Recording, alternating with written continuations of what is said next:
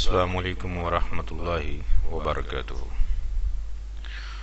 انشاءاللہ آج کی کلاس میں ہم ڈسکشن کریں گے کہ میت کی کفن دفن اور قرض کی ادائیگی اور وصیت پوری کرنے کے بعد جو ترکہ بچے گا وہ کن کن وارثوں کے اندر تقسیم کیا جائے۔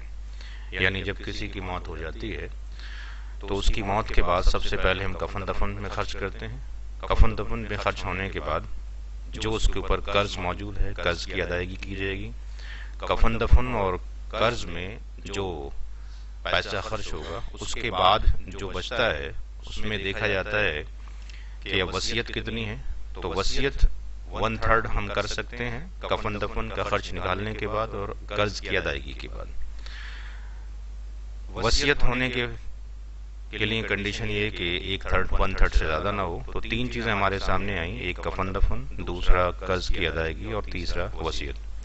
یہ تینوں چیزیں ادا ہونے کے بعد اب جو باقی بچتا ہے، ریمیننگ پارٹ جو بچتا ہے وہ آپ کے پاس ترکہ ہے، اور اس ترکے میں سے کن کن لوگوں کو تقسیم کیا جائے گا۔ تو یہاں پہ جو بھی ورثہ بچتے ہیں ان میں سے کس کس کو دیا جائے، یہاں پہ اس کی 3 قسمیں دی گئی ہیں۔ تو ٹاپک کا جو ہمارے پاس نام ہے وہ ہے کہ وارثوں کی کتنی قسمیں ہیں۔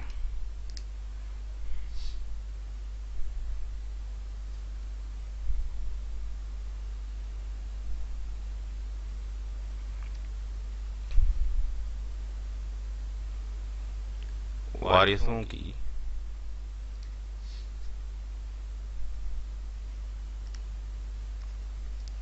قسمیں۔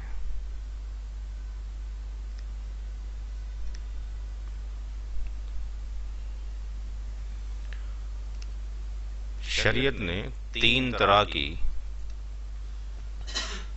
قسمیں بتائی ہیں یا 3 طرح کے وارث ہیں۔ سب سے پہلے آتے ہیں ذوی الفروض،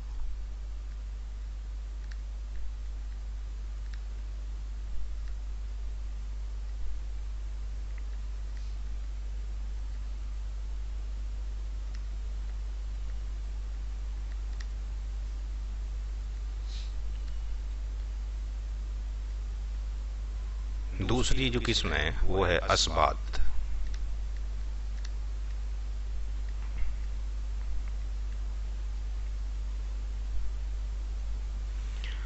اور جو تیسری کیٹیگری ہے یا تیسری قسم ہے وہ ہے ذوی الارحام۔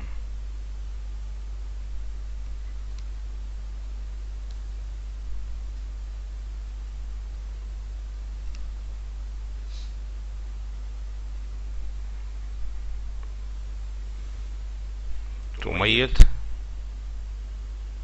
کی کفن دفن، قرض اور وصیت کی ادائیگی کے بعد یہ 3 کیٹیگری